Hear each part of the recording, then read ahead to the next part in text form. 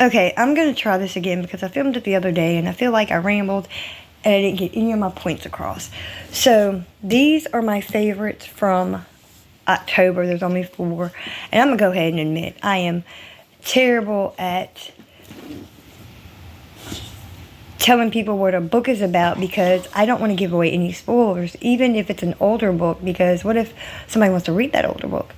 And I was just going to post it as is, but it was a bunch of rambling. I had a bunch of blank spaces because I couldn't think of her name in here, and the only name that was popping in my head is the main character from Blood Like Fate and Blood Like Magic, and then I couldn't think of the titles of those books, so I'm just going to redo it.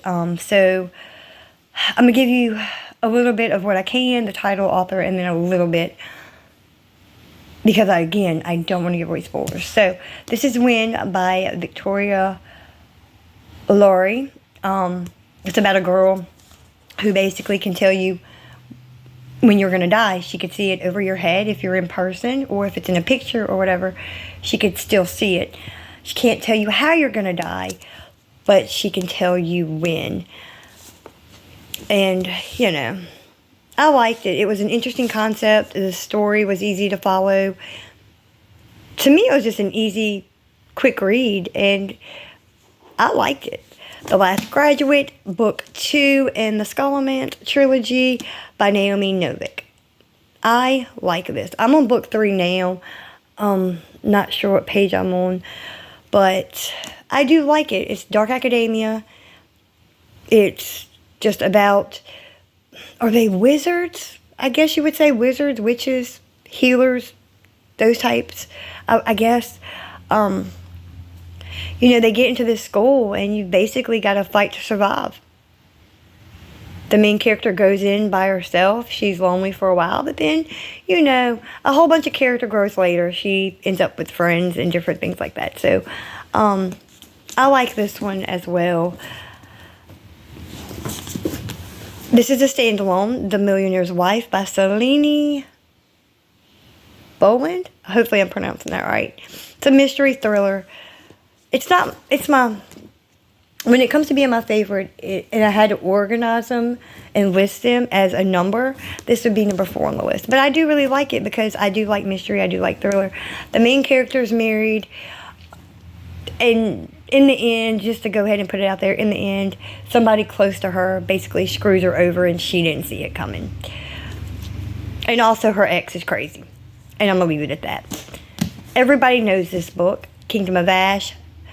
Sarah J. Maas, I think I'm pronouncing her last name right. It's a Throne of Glass novel. It's the last book in the Throne of Glass series. I really love this book. It took me a long time. I want to say it took me about a year to read this series. Because, come on, look. It's a big book. Some are shorter than others, but for the most part, they're pretty much long. I really like this one. I'm not going to go in depth about about each and every one from the series. I'm just going to speak on this one.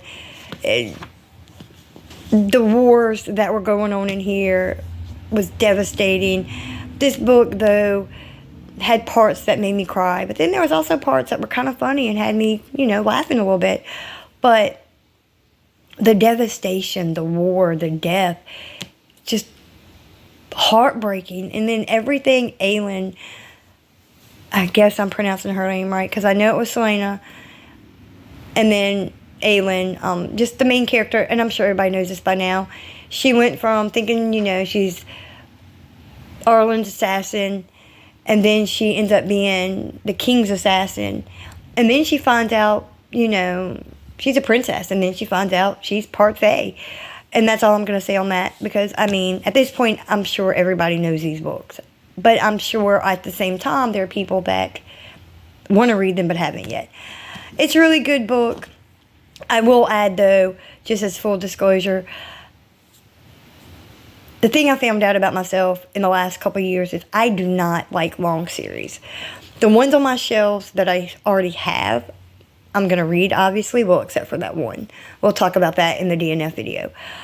But the ones I have, I will read, again, except for that one. This one, I finished it because I liked it. I'm sad to be done with this world because, well, I still have to read A Court of Thorns and Roses. I do have to read that. I'm trying to figure out how to word this so it doesn't sound like I'm contradicting myself, but I also don't want to ramble about it. Okay, so yes, I'm over long series. However, this one I was already reading because I figured it out a year or two ago. I'm over long series. But anyway, this one's good.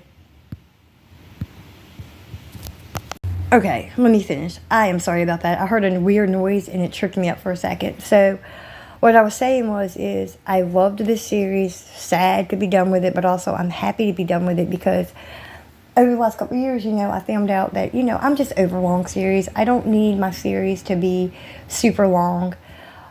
4 at the most, and I'm good. But again, the ones on my shelf, I'm going to finish. This was no exception. I loved it.